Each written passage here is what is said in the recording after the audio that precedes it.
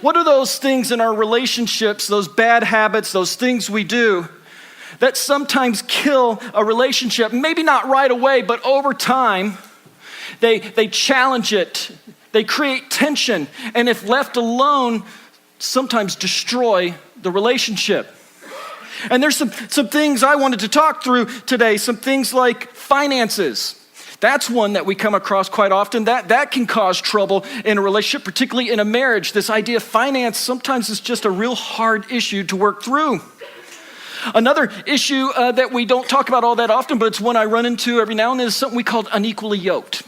What happens when two people come into the marriage and they have different religious beliefs? And you don't always catch that at first, but later on is things like, hey, what about baptism? What about child dedication? What about salvation? Things like that. What happens when we have to deal with those issues and we're not on the same page about this thing? So that creeps its head in every now and then into a relationship. Another one that we see every now and then is what I called unresolved issues from the past. Don't you know that when you get into a serious relationship with someone, or even marriage at some point, while there's that honeymoon period at first and everything's kind of hunky-dory, there just becomes a reality that you marry the young person and the unresolved issues from their past that haven't been dealt with. And what happens in marriage is it takes those unresolved issues when things get hot, and it just exponentially makes them worse. Because when two people do life together, sometimes they don't get along. Or maybe that's just in my house, you know? I get it, y'all have perfect relationships, and I'm just talking to myself this whole series. I get it. But that's probably not reality, is it? In fact, I've talked to many of you, and I know that's not reality. Well, I was going to talk to you about each of those relationship killers today, but I'm not going to. We've talked about this before, and it's happened before. I get this roadmap. I've got an outline. I know exactly what I think we're going to say, man. I had decided this 6-7 weeks ago, man. I was feeling good. I'm going into my week. I'm like, I've got this thing. We're good. We're on a pace. And then God steps in, which is really a nuisance sometimes. I mean, goodness gracious, doesn't he know my calendar? And the more and more as I thought through these relationship killers, the reality is one of them stood out as one of the biggest relationship killers of them all. In fact, this one can heat up a marriage faster than anything I know, cause more division, more problems. It's a big one, but I didn't want to talk about it. I'll be flat out honest with you. I didn't want to talk about this thing. And so I argued with God, and I wrestled with God all week.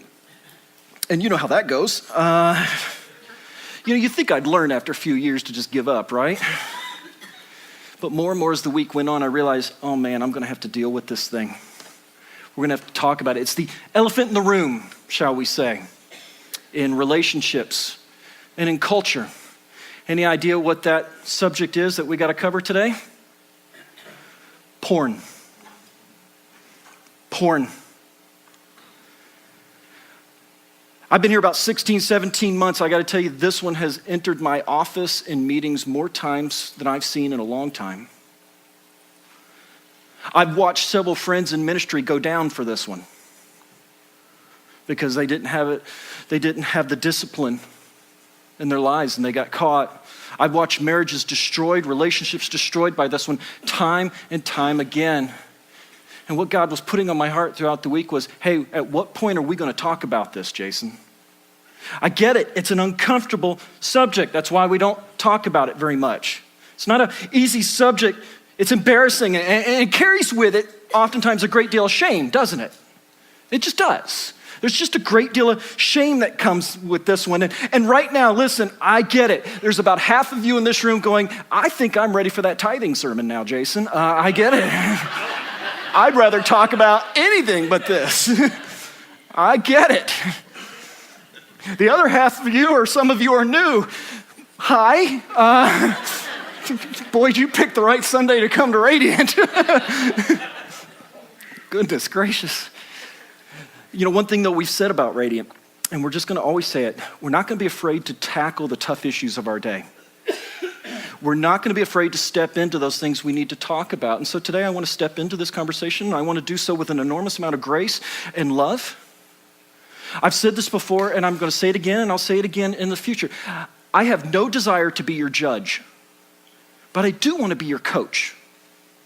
I do want to coach you. I want you to raise the bar. I want to challenge you to be more. I want to be able to look and see that you are capable of more than you even think that you are capable of. And any good coach looks at his players and says, come on, we're going to take it to the next level. We're going to win this game. That's my desire, is to be your coach. It is not my desire today to shame you, to guilt you, to make you feel bad. It is my job today to present you with some facts, to present you with what I understand and am learning as well about this subject matter, and for you to go and prayerfully consider these things, ask God to reveal what His will is in your life, and to challenge yourself to raise the bar, because anything that stops growing dies. We say that over and over again around here. We are to grow. We are to challenge yourselves. Ultimately, my desire is this. My ultimate desire is that you will have life to the full. And that is, after all, what Jesus told us in John chapter 10:10. He said, I have come that you may have life and have life to the full. Jesus wants you to have life to the full. He wants you to live that life that He created you to live. He wants you to live life to the full so that you can experience relationships and life and love the way that He designed it.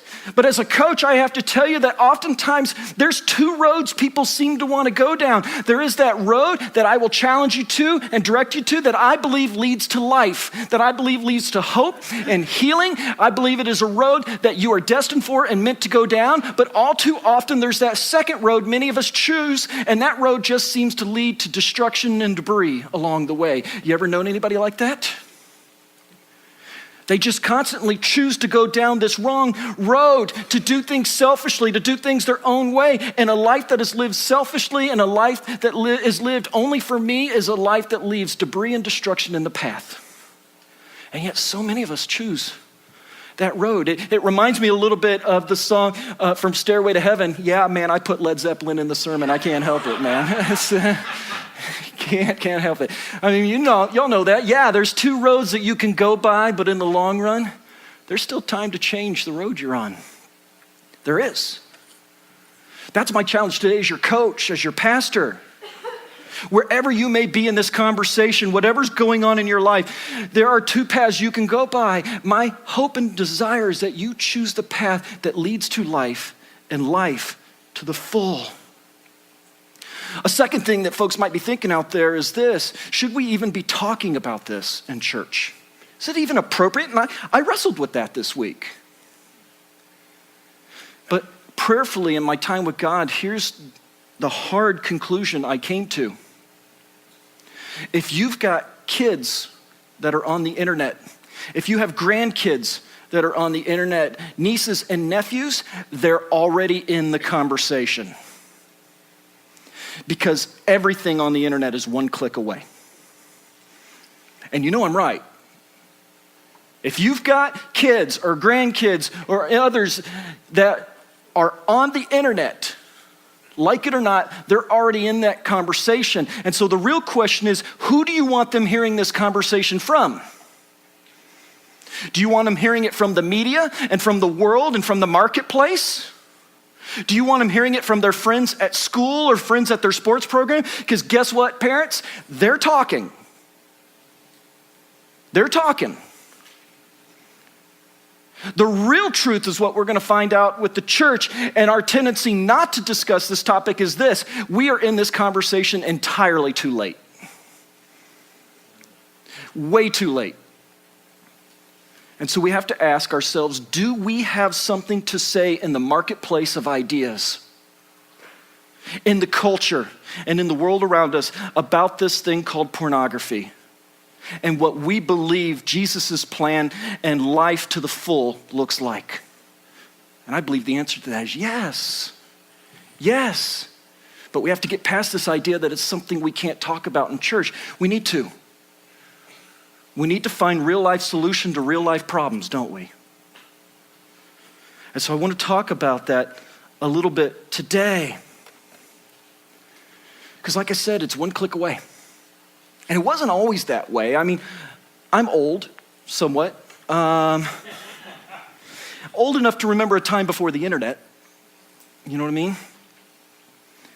And back then, porn wasn't as readily available. If you wanted it, you had to go buy it in a store, and you had to be 18 years old, and it was hidden up on the top shelf of a rack with some things on it. You knew it was there, but they tried to keep it from you. My first exposure to porn was at 12 years old, and a friend took me and a couple other friends down to the basement at his house, and his dad had a huge collection of Playboy magazines just sitting there. And we went through them. I'd never seen anything like that, didn't even understand that, but I know that as you're watching it was like this explosion in your head, like, whoa, that's crazy. Maybe for you that you've had a similar experience, you can remember that. It's one click away.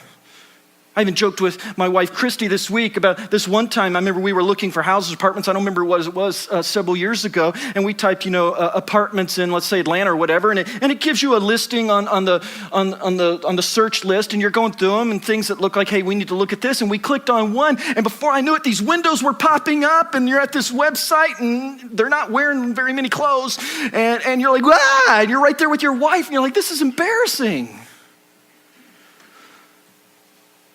If I go do a Google search even, if I look up marketing, and I've got all the safeguards on my computer and everything, but still, have you ever noticed every now and then one of those pictures gets in on the listing,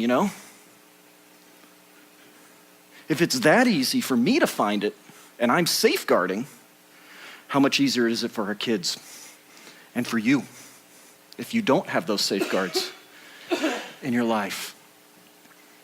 That's why we've got to talk about it. It's just readily available. We need to be aware of that. And so as we dive in today, I want to learn a little bit more about that, learn a little more about what we can do in this conversation. Because as a pastor, this issue of porn, just time and time again, it's been one of the most destructive things I come across in a marriage. It's one of the most destructive things I see when they fall apart. We're going to talk about this a couple different times, but I'm going to go ahead and just get to the point why. Took me a while to figure this out because I'd see marriages hurting, and it's not always the wife; it could be the husband. But they're hurt, they're crying, and you're asking them, why are you hurt? What is really going on? What are you really feeling right now? And time again, through different words, what I essentially hear is, when my partner or my spouse is looking at porn, it feels like they're cheating on me. That's what I keep hearing. In fact, one of the experts that I was reading through this week said it this way, better than I did. There probably isn't a more efficient way to make your spouse feel betrayed, used, and violated than picking up a porn habit. Ouch.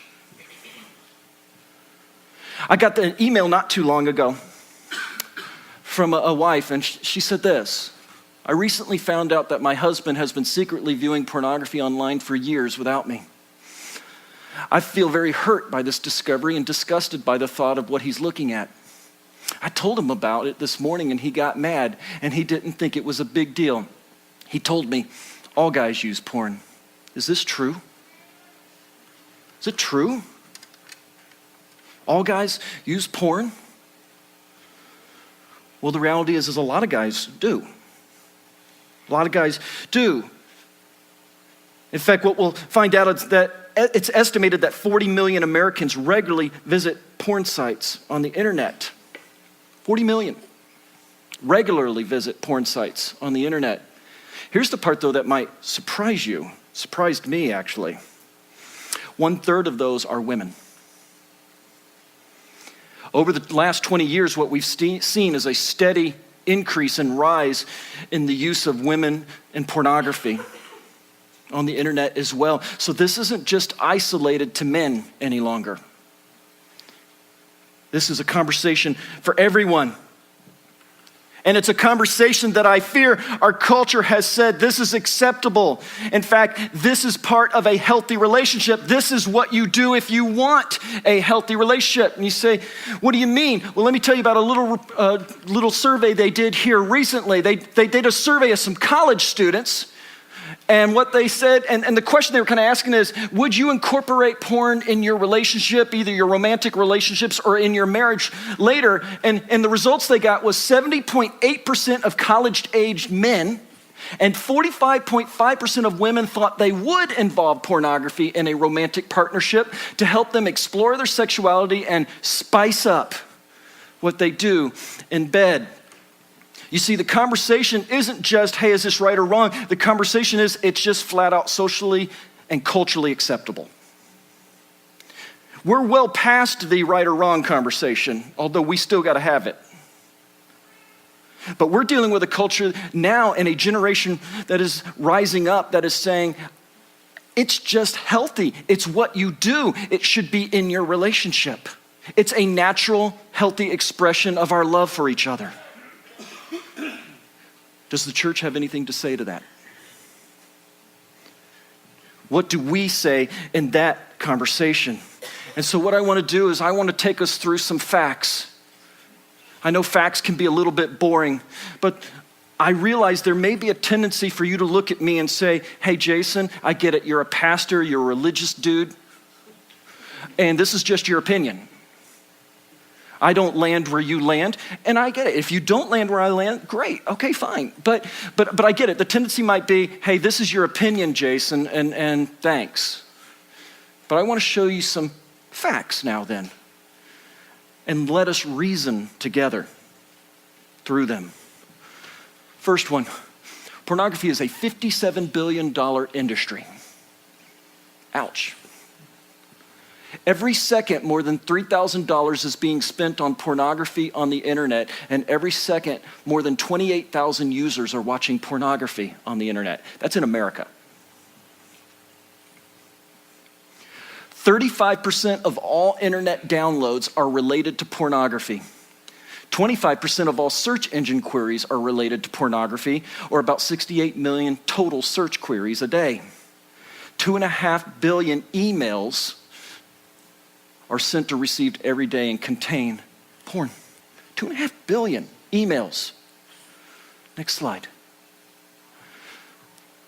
This one. Search engines get 116,000 queries every day related to child pornography.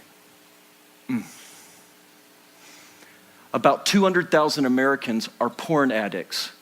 Now, we'll stop right there. My wife asked me a great question last night that was totally a reasonable question, like, what do you define? Now, we can define it by several things, and it is actually defined, but a quick and easy one is if you spend 10 to 12 hours a week looking at porn, you're in that category.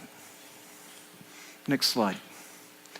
50% of Christian men and 20% of Christian women are addicted to pornography. Oof. And 68% of divorces involve one party meeting a new partner over the internet, with 56% of divorces involving one party having an obsessive interest in pornographic websites. Now, I want to stop here real quick, because again, it'd be real quick for you to say, hey, Jason, that's just an opinion, or I don't know, that the church holds. But notice on most of these, they're not Christian organizations. This one's the American Academy of Matrimonial Lawyers. What it means that academia and lawyers, lawyers, come on.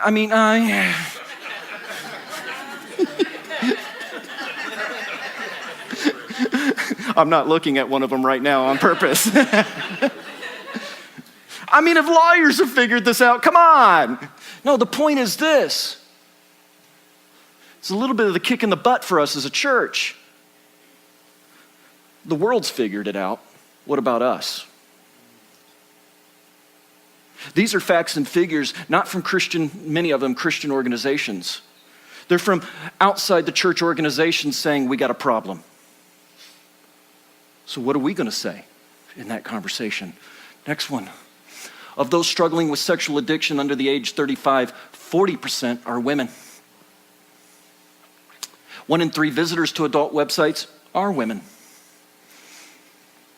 And then the largest and fastest growing group of consumers of internet pornography are 12 to 17 years old, with the average age of exposure being 11 years old. Got any of those in your house? There's a whole bunch more facts we could throw out there. I just wanted to throw you some of the big ones I saw. The point is this: porn is poison. There's nothing harmless about it. There's nothing innocent, and there's nothing fun about porn. It's poison. It destroys people, and it destroys relationships. And so I want to talk to us a little bit then about how.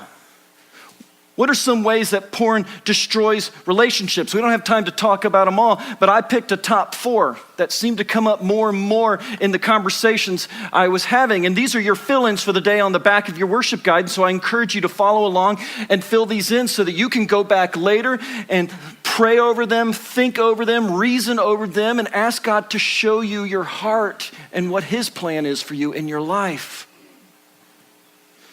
There's 4 particular ways that porn affects a relationship that I want to talk about today. The first one is this: porn creates comparisons. Unhealthy comparisons at that. It destroys the other partner's self-esteem. Why? Because when we look at pictures of other people, we're naturally going to compare them to our spouse, which can lead them to ungratefulness. It can lead us to be ungrateful about what we have because it's hard for the other one to measure up, and they feel like they have to measure up, and it sends the message to them, no matter whether you think so or not, it sends the message to them they're not good enough. It does, because you're comparing them now with something else. And what feelings would it leave you with except a low self-esteem and some insecurity? And if you don't believe me, I have a challenge, an exercise for you. Later on in the privacy with you and just your spouse or the person you're in a relationship with, I want you to ask this question. How comfortable do you feel being naked with me when I'm looking at other people? Tough question, I know. But we got to be brutally honest with each other, right? How comfortable do you feel being naked when you know I'm looking at other people? And if you get asked that question, I ask that you take that moment to give a very honest but loving answer. Don't see it as a time to hammer them or destroy them. See it as an opportunity to begin a loving conversation about how this really makes you feel. What we learn is this: pornography creates unrealistic expectations about your spouse and their sexual behavior because it is comparing itself to other people. It does. The second reason that porn is so dangerous in relationships is this: porn destroys intimacy. It destroys intimacy. Why? Because porn breaks trust. And every relationship that is strong and healthy is based upon and centered upon trust for each other. You have to have trust in healthy relationships. This is where we get back to what we talked about earlier, where I've asked those spouses before, what are you feeling when you find out that your partner, your spouse, is looking at porn? And I've yet to find one that said it was okay. They all hate it. Every single one of them. I've had wives tell me point blank, it feels like he's bringing other women into the relationship and he's cheating on me. I wasn't 100% sure about that until a lady last night after our 5 o'clock service walked out, and she had that look on her face like I was about to get it. And she's like, "Can I tell you something?" And I'm like, "Do I have a choice?" But yeah, go ahead. And she goes, "That thing you said about how it feels like your spouse is cheating on you when they're looking at porn, it's absolutely true. And you tell anybody if they don't believe it to come find me." Time and time again, I hear that. And please hear me on this. Despite what our culture says, despite what the world would have you believe, when a woman discovers porn on her husband's computer, it feels like a woman who just found out her husband is having an affair. It's the same emotions, it's the same feelings. Seen it too many times. And by the way, it doesn't make it any better when you respond, "Hey, it's not really a big deal." It's a big deal to your spouse. And when the two become one, it therefore is a big deal to you. There is no me in a marriage. It is us. And I know this is tough. I get it. But when you do that, she feels like you're cheating on her. But if you don't believe me on that, then let's go talk to the big guy about it in Matthew 5:28, the words of Jesus. But I tell you that anyone who looks at a woman lustfully has already committed adultery with her in his heart. In some of your Bibles, that's in red. Why? Those are the words of Jesus. His very words. Anyone who's looked at a woman lustfully has already committed adultery with her in his heart. That's the standard. Because it destroys intimacy, it destroys trust, it's a betrayal. The other reason it destroys intimacy and trust is because it's most usually done in secret. The other person is looking at this material and this thing in secret, and they don't want their other spouse to know. And the result of that is shame. Why? Because you're keeping something now from your partner. And you can't have trust, and you can't have intimacy, and you can't have love in a relationship when you are keeping things from the other partner. Relationships and godly love and the love that we are taught throughout the Bible is one of authenticity and transparency, where the two become one and they share all things. You can't be keeping secrets from your spouse and have a healthy relationship. And when you're looking at porn secretly, let's face it, you're keeping something from your spouse. I know it's hard, but you are. And you're ripping yourself off from that healthy relationship and life to the full that Jesus is calling us to live. The third reason that porn is so destructive is this: it's addictive. And I'm not going to spend a lot of time on this one because all you have to do is Google this. And there are people with names that have a bunch of letters behind it I don't have behind my name that have thoroughly researched this and come to this conclusion. Porn is addictive. In fact, they've got study after study where they've mapped out the human brain for people who are addicted to porn and shown how it has changed and rewired the brain when they do that. It's addictive. If you think it's not, man, the surveys and the studies and the facts completely say otherwise.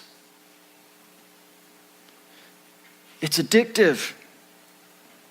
And the problem with this addiction is a little different. I mean, like you take somebody with a drug addiction and that drug addiction, they just want more of the same thing. So like a person who's addicted to heroin or a person who's addicted to cocaine or whatever it may be, they just want more heroin, they want more cocaine. But the uniqueness of a porn addiction isn't that they just want more, they want different.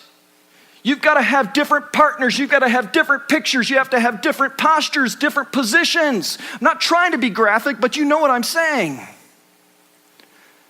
Porn carries with it not just more, but it carries different.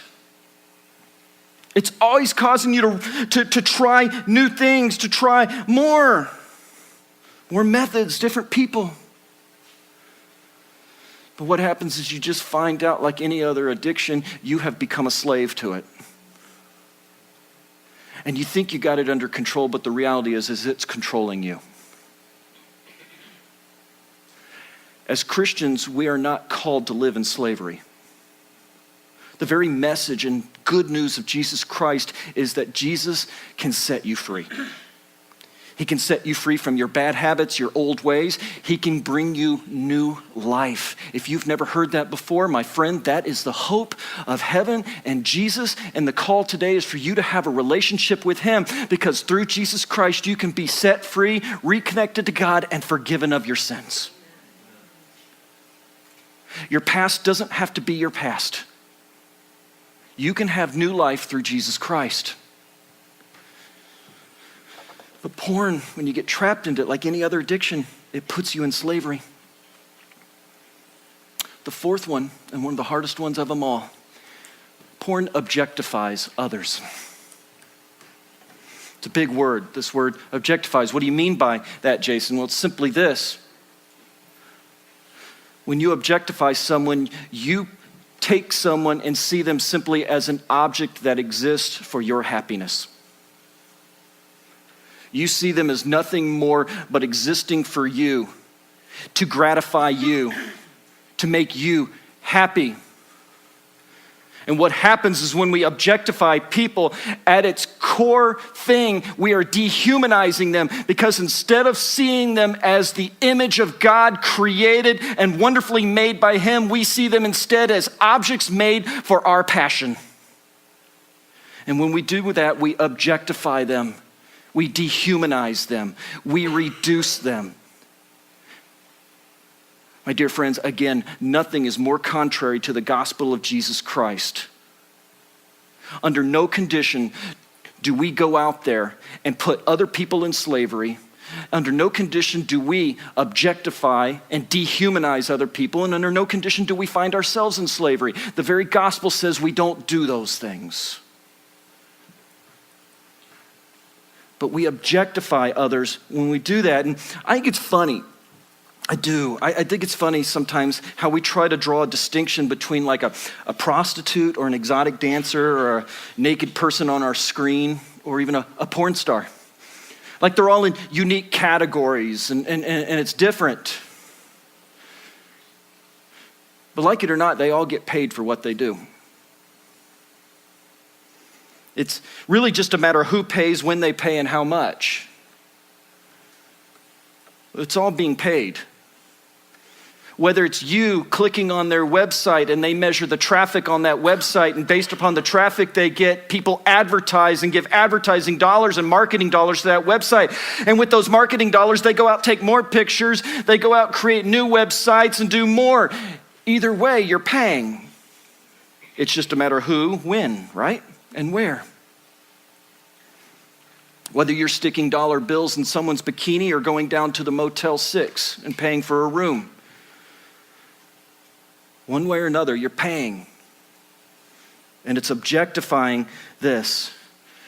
And the truth of the matter is this: you're funding the sex trade. One way or another, you're funding the sex trade.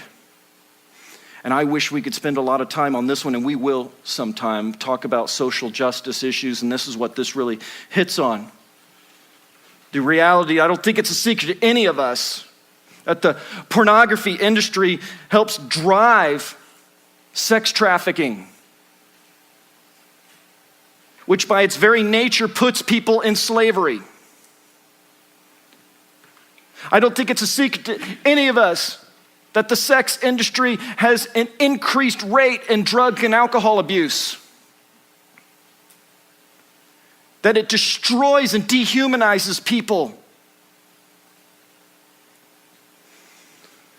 And yet how many of us are funding it? Because porn funds slavery. It's what it does. And while porn exists to gratify ourselves, that's really what it is, isn't it? We have to remember that relationships are built on two. We don't do anything just for ourselves. We exist for God and we exist for each other.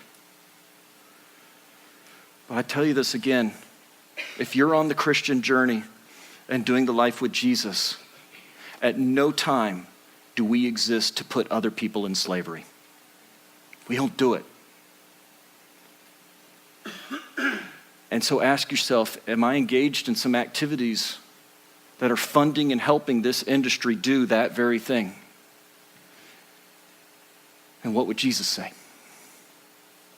Which gets us to our so what moment. I know this has been hard, y'all. Like I said, I really didn't want to talk about this. But you gotta.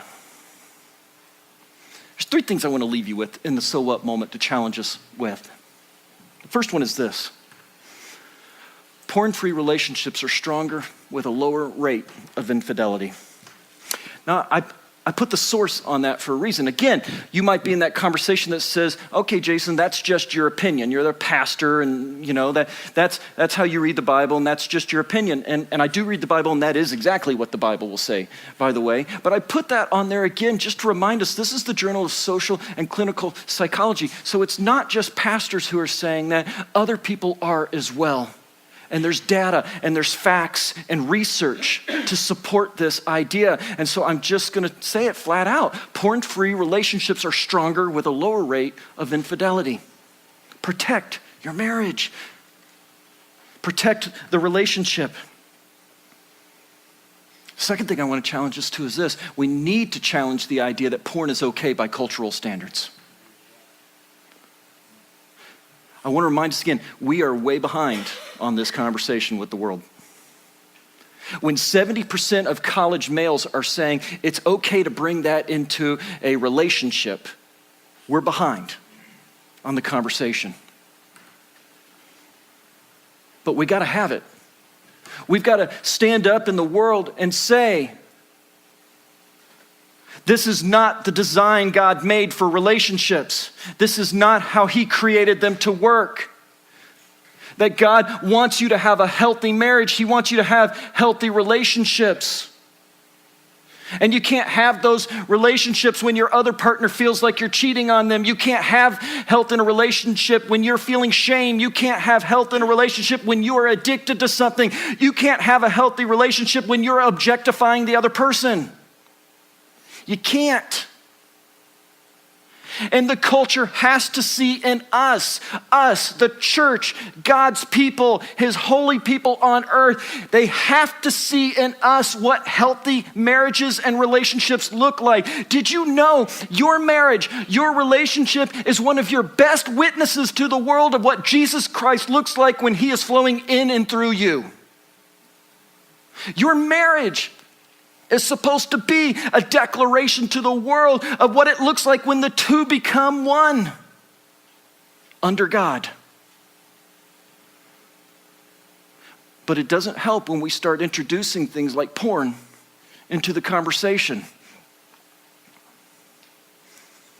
And I get it, the argument might be, it's not a lot, Jason, it's just a little bit. Come on, man. Who here had coffee this morning here at church? Anybody? Go ahead, raise your hands. Who had coffee? Good. How'd you feel if I told you, you know what, this morning I took a couple of droppers out and dropped some urine in there before you drank it?